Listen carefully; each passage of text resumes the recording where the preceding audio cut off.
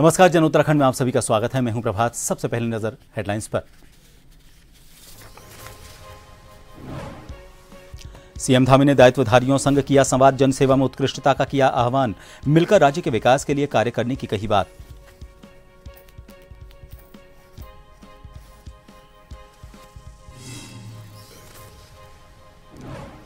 उत्तराखंड सरकार के मुख्य सचिव आनंद वर्धन पहुंचे बद्रीनाथ। चल रहे मास्टर प्लान के कामों का किया निरीक्षण, दिए आवश्यक दिशा निर्देश।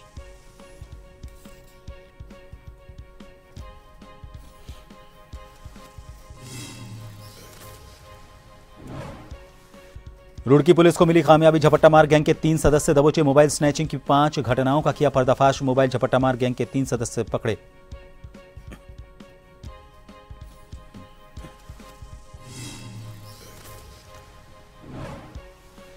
उत्तराखंड में सोमवार से शुरू होगी चारधाम यात्रा, चप्पे चप्पे पर कड़ा पहरा। पुलिस और पर्यटन विभाग को पंजीकरण जांच की जिम्मेदारी, पड़ावों पर होगा 10,000 यात्रियों के ठहरने का इंतजाम।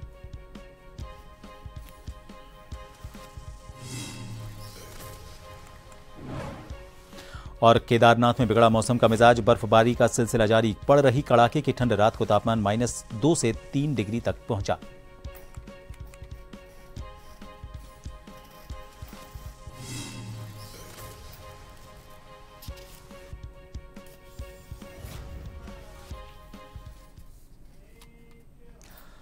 मुख्यमंत्री पुष्कर सिंह धामी ने आज मुख्यमंत्री आवास स्थित मुख्य सेवक सदन में प्रदेश के दायित्वधारियों से संवाद किया।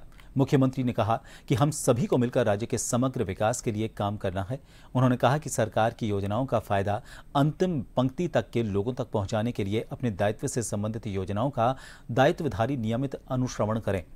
उन्होंने कहा कि क्षेत्र भ्रमण के दौरान योजनाओं का फीडबैक भी लें। मुख्यमंत्री ने कहा कि दायित्व मिलने के साथ ही जनसेवा के लिए जिम्मेदारी और बढ़ जाती है। मुख्यमंत्री ने कहा कि सभी दायित्वधारी विभाग स्तर पर उनके द्वारा किए गए विभिन्न कार्यों और नवाचार की प्रगति रिपोर्ट विभागीय मंत्री और मुख्यमंत्री कार्यालय में भी दें।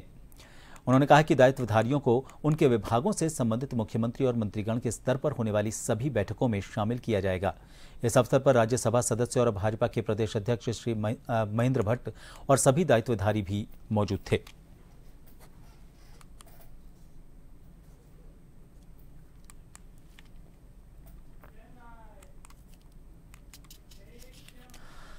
उत्तराखंड सरकार के मुख्य सचिव आनंद वर्धन बद्रीनाथ पहुंचे। हेलीपैड पर पुलिस के जवानों ने मुख्य सचिव को गार्ड ऑफ ऑनर दिया। इसके बाद उन्होंने बद्रीनाथ में चल रहे मास्टर प्लान के कामों का निरीक्षण किया और जरूरी दिशा निर्देश दिए। उन्होंने arrival plaza, civic amenity centre, Badrish और शेषनेत्र झील, रिवर फ्रंट और हॉस्पिटल का भी निरीक्षण किया। उन्होंने कार्यदायी संस्था को civic immunity centre, arrival plaza और टूरिज्म मैनेजमेंट सेंटर के कामों को मई तक पूरा करने के निर्देश दिए। उन्होंने कार्यदायी संस्था को हॉस्पिटल को अगस्त तक हैंडओवर करने और रिवर फ्रंट के F और G फेज का काम जल्द पूरा करने के निर्देश दिए।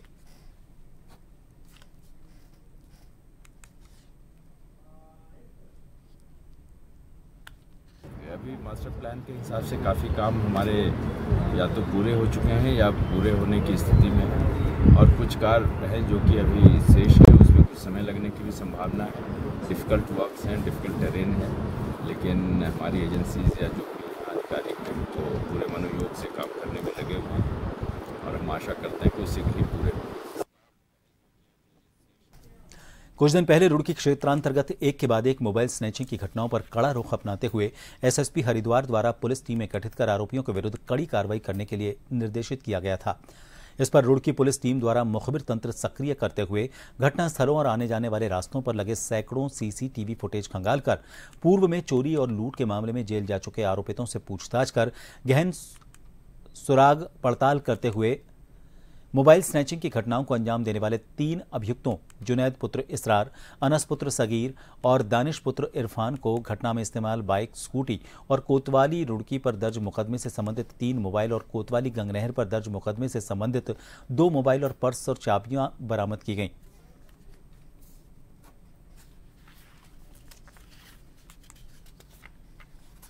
उस समय से रुड़की थाना क्षेत्र, गंगनहर थाना क्षेत्र में लगातार मोबाइल फ़ोन छीनने की एवं अन्य वैल्यूबल चीज़ छीनने की घटनाएं लगातार हो रही थी। और इसमें इस लूट की घटना में लगातार जो 3 लोगों के ही जो फेस रिकग्निशन से प्रकाश में आ रहा था कि वही लोग इस घटना को बार बार अंजाम दे रहे हैं। इस संबंध में थाना रुड़की की पुलिस और CIU हमारे रुड़की के द्वारा अच्छी कार्रवाई करते हुए वहाँ पर जितने हमारे CCTV कैमरे हैं और हमारे सर्विलांस के को यूज़ करते हुए इसमें 3 लोगों को आइडेंटिफाई किया गया था, जिनको कल पकड़ा जा सका है। और उनसे जो पूछताछ के दौरान उनके द्वारा पिछली की गई 5 घटनाओं को करना स्वीकार किया है और उन 5 घटनाओं में 5 मोबाइल फ़ोन जो गए हैं और साथ में कुछ और वैल्यूबल चीज़ें जो गई हैं वो पुलिस के द्वारा बरामद की गई हैं। रुड़की के नारसन ब्लॉक के टांडा भनेड़ा गांव में आज उस वक्त विवाद के हालात पैदा हो गए जब ग्राम प्रधान द्वारा बनवाए जा रहे नाला निर्माण का ग्रामीणों ने विरोध किया, जिसके बाद आज ब्लॉक से अधिकारियों की टीम मौके पर पहुंची और दोनों पक्षों की बात सुनने के बाद रिपोर्ट तैयार की।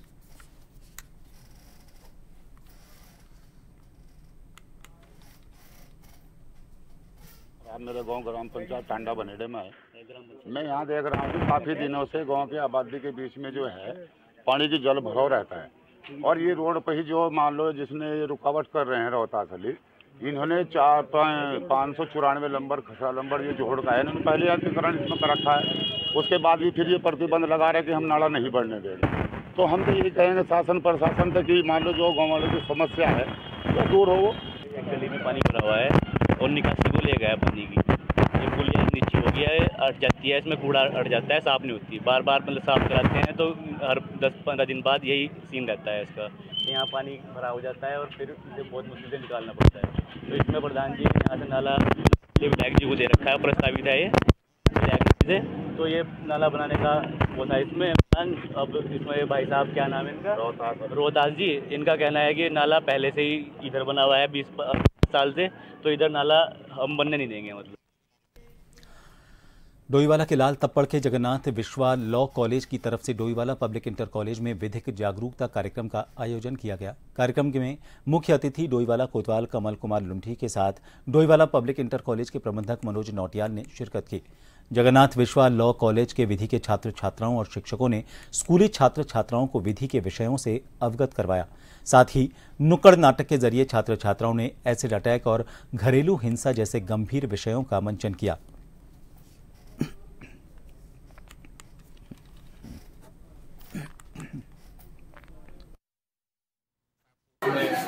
हमारे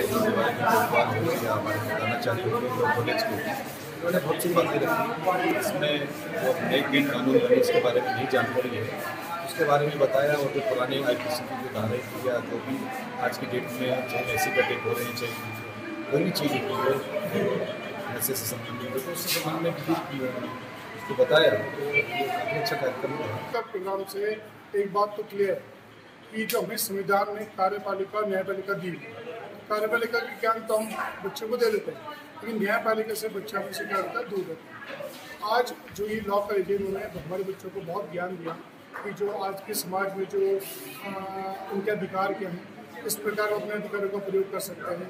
जैसे सामान्यतः जो एसिड अटैक हो रहे हैं, तो बच्चे जो धूम्रपान या फिर गलत आदतों में पड़ रहे हैं, इस तरह से बच सकते हैं।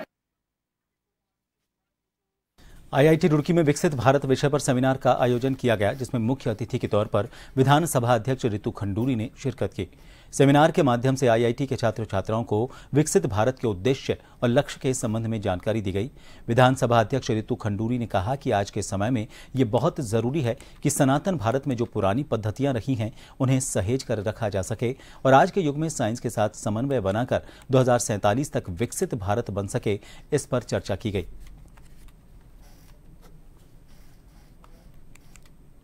Sustainable energy at the rate विकसित भारत 2047 पे हम लोगों ने यहाँ पर एक सेमिनार आज होने जा रहा है, उसमें मैं भी आई थी और इस बात को हम लोगों ने रखा कि बहुत आवश्यक है कि जो सनातन भारत में जो पुरानी पद्धतियाँ थी, जो सिस्टम्स थे, जो तरीके थे, उनको भी आज की साइंस देखे, समझे और पढ़े और साथ ही साथ समन्वय रखते हुए जहाँ हमें एक तरफ सस्टेनेबल एनर्जी की आवश्यकता है, वहीं दूसरी तरफ देश को इकोनॉमिक डेवलपमेंट की भी आवश्यकता है। तो दोनों के साथ हार्मनी रखते हुए, हाथ में हाथ मिलाते हुए किस तरह से हम 2047 में एक सुंदर स्वस्थ भारत, डेवलप्ड भारत को देख पाएंगे, इसका यहाँ पे आज सेमिनार हो रहा है। उसमें IIT रुड़की द्वारा विकसित भारत को लेकर एक सेमिनार रखी गई, जिसमें हमारी ऑनरेबल स्पीकर रितु खंडूरी जी उपस्थित थी और हमारे deputy director UB Singh ji उपस्थित थे और समझ के प्रोफेसर जी ने प्रोग्राम किया था।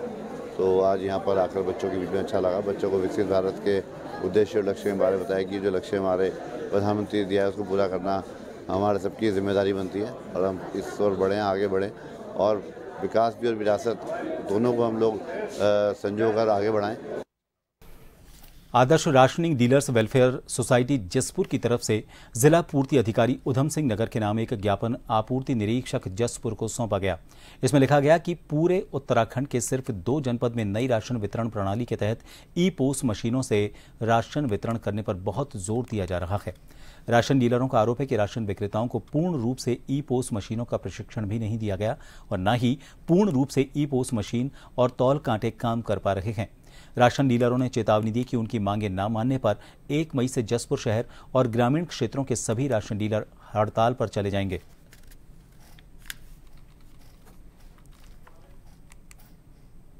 ये हमारा जो है हम पे सरकार शासन और सरकार दबाव देकर काम करवा रही है, लेकिन हमारे बारे में सरकार कुछ नहीं सोच रही है।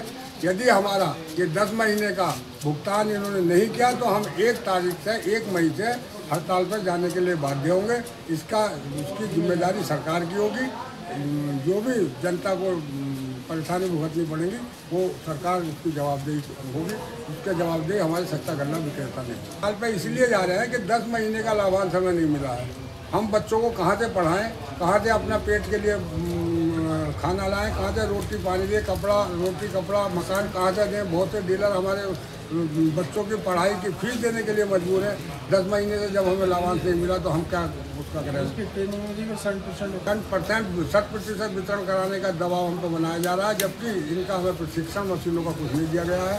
तो इसलिए हमारे सामने सारी दिक्कतें सरकार अपनी तो हम पे दबाव बना के काम करवाना चाहती है, लेकिन हमारा जो पेमेंट है, हमारा जो लाभांश है, हमारा जो कमीशन है वो बिल्कुल नहीं 10 महीने तक दे रही है। तो इसलिए हम 1 तारीख से हड़ताल पर जाने के लिए बाध्य होंगे। इसकी जिम्मेदार सरकार है। हरिद्वार के बहादुराबाद में कोर यूनिवर्सिटी की ओर से एक विशेष कानूनी सहायता और जागरूकता शिविर का आयोजन किया गया था। इस शिविर में जज सिमरनजीत कौर DLSA और एडवोकेट डॉक्टर प्रियंका अग्रवाल, ग्राम नीरज चौहान कॉलेज के छात्र छात्राएं और स्थानीय लोग मौजूद रहे। आपको बता दें, शिविर में हरिद्वार कोर यूनिवर्सिटी के विधि विभाग के छात्रों ने स्थानीय ग्रामीणों को UCC यानी कि यूनिफॉर्म सिविल कोड, महिलाओं के अधिकार, साइबर अपराध और उपभोक्ता कानून जैसी अहम जानकारियां दी।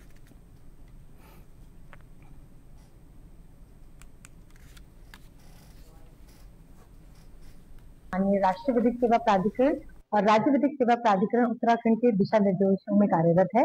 यहाँ पे जो हमारे माननीय जनपद न्यायाधीश महोदय होते हैं वो जिला विधिक सेवा प्राधिकरण के अध्यक्ष होते हैं और उन्हीं के निर्देशानुसार ये ऐसे जितने भी विभिन्न स्थानों पे अवेयरनेस प्रोग्राम्स होते हैं जिन्हें हम जागरूकता शिविर कहते हैं, उनका आयोजन किया जाता है।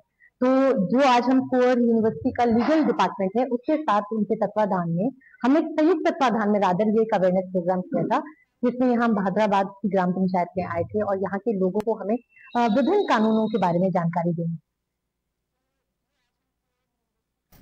काशीपुर और आसपास के इलाकों में आतंकवाद के खिलाफ लोगों के दिलों में गुस्सा है।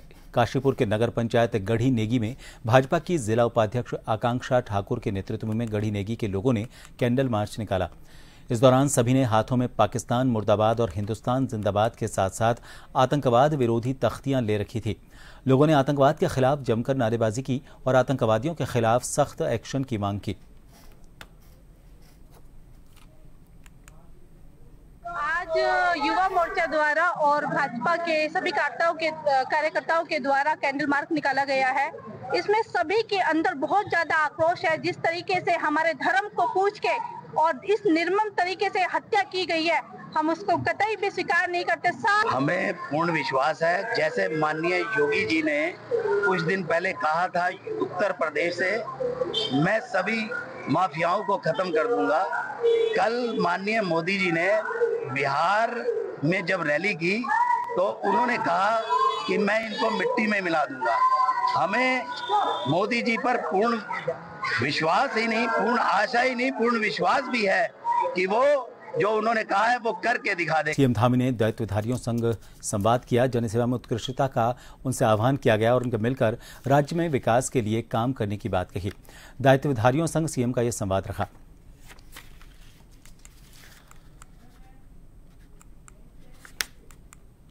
उत्तराखंड सरकार के मुख्य सचिव आनंद वर्धन बद्रीनाथ पहुंचे। यहां पर चल रहे मास्टर प्लान के कामों का उन्होंने निरीक्षण किया और जरूरी दिशा निर्देश दिए।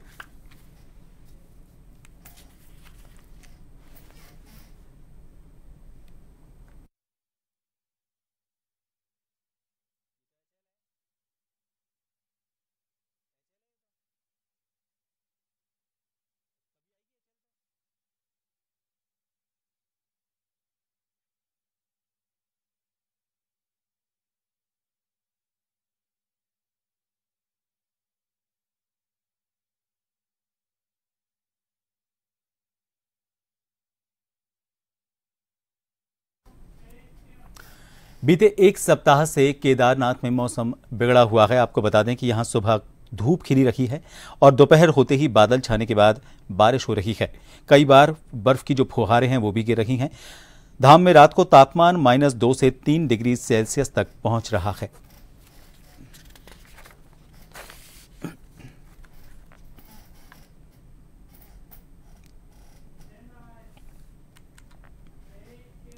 हरिद्वार में पुलिस आपराधिक तत्वों की पहचान और कानून व्यवस्था बनाए रखने के लिए लगातार वेरिफिकेशन अभियान चला रही है। जिले भर में लंबे समय से सभी थानों की पुलिस की ओर से एक वेरिफिकेशन अभियान चल रहा है। खासतौर पर यह इंडस्ट्रियल एरिया में दूसरे जिलों और राज्यों से आकर रहने वाले वर्करों का सत्यापन किया जा रहा है।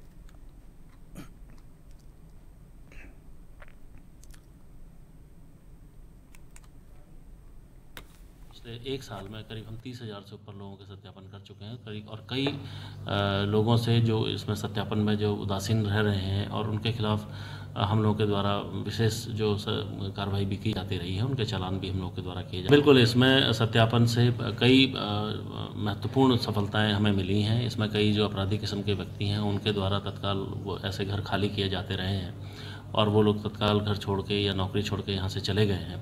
कुछ लोगों को पुलिस के द्वारा इस सत्यापन अभियान में पकड़ा भी गया है, उनके खिलाफ आवश्यक कार्रवाई भी की गई है। दून अस्पताल के अंदर मौजूद मजार को शुक्रवार की देर रात ध्वस्त कर दिया गया। मजार के केयरटेकर शफीक अहमद ने कहा कि मजार का निर्माण ब्रिटिश काल में हुआ था और उन्हें इसे ध्वस्त करने से पहले कोई नोटिस नहीं दिया गया। एक स्थानीय निवासी ने कहा कि यह मजार सड़क पर बनी हुई है और अवैध रूप से जमीन पर कब्जा किया गया था। हमने देखा था कि मजार पर कोई मुस्लिम नहीं आता था, बल्कि यहाँ हिंदू लड़कियां बैठती थीं। इसका मतलब है कि मजार पर हिंदू महिलाएं आती थी। पूरे उत्तराखंड में मजार अवैध रूप से सरकारी जमीन पर बनाया जा रहा है, इसलिए अधिकारियों से शिकायत की गई थी और अधिकारियों को बताया था कि मजार की वजह से ट्रैफिक जाम भी होता है।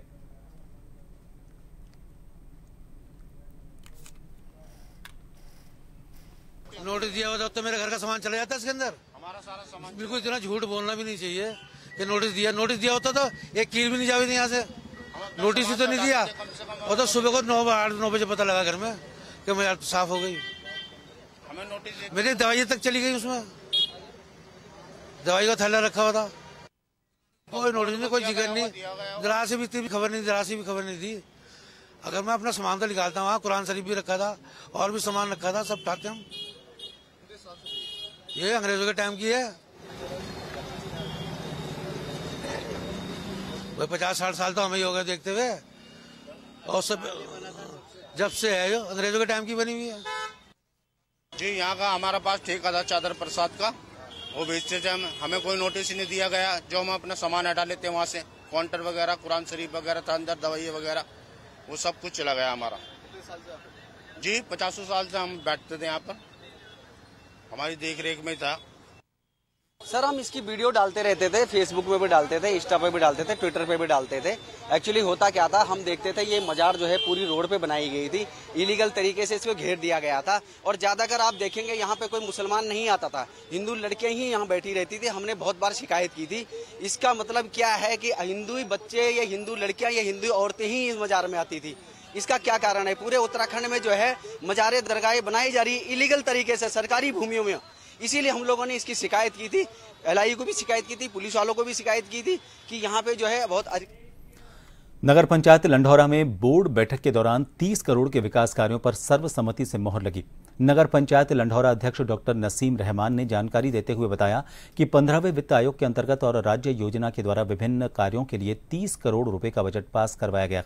इसमें मुख्य रूप से रेन वाटर हार्वेस्टिंग का निर्माण और कीटनाशक दवाइयों का छिड़काव और साफ सफाई के लिए मास्क, ग्लव्स, पथ प्रकाश और नई सड़कों का निर्माण कराया जाएगा। उन्होंने कहा कि डेंगू से निपटने के लिए सफाई सामग्री और डबल बैरल वाली मशीन खरीदी गई है।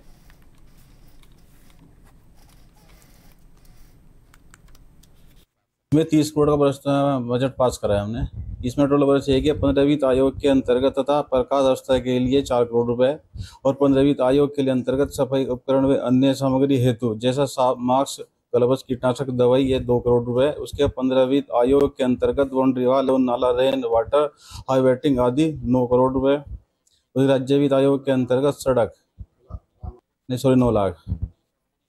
राज्य वित्त आयोग के अंतर्गत सड़क, नाला, नाली व बाउंड्री वाल आदि व्यवस्था 6 करोड़ 25 लाख। स्थापना विकास निधि के वर्ष में 4 करोड़ रुपए।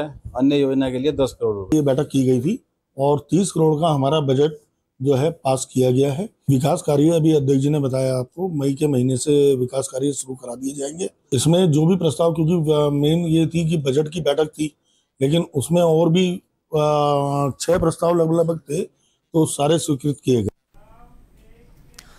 खबर चमोली से है। यहां पर बद्रीनाथ धाम यात्रा को सुरक्षित और सुचारू संचालन के लिए जिलाधिकारी संदीप तिवारी ने बद्रीनाथ धाम में संचालित मास्टर प्लान के कामों और यात्रा तैयारियों का स्थलीय निरीक्षण किया।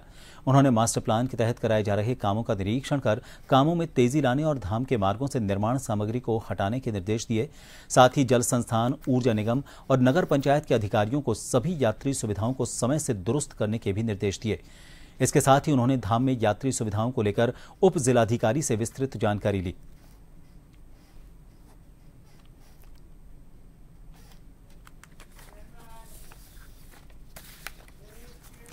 और इन सभी खबरों के साथ फिलहाल के लिए जन उत्तराखंड में इतना ही। नमस्कार।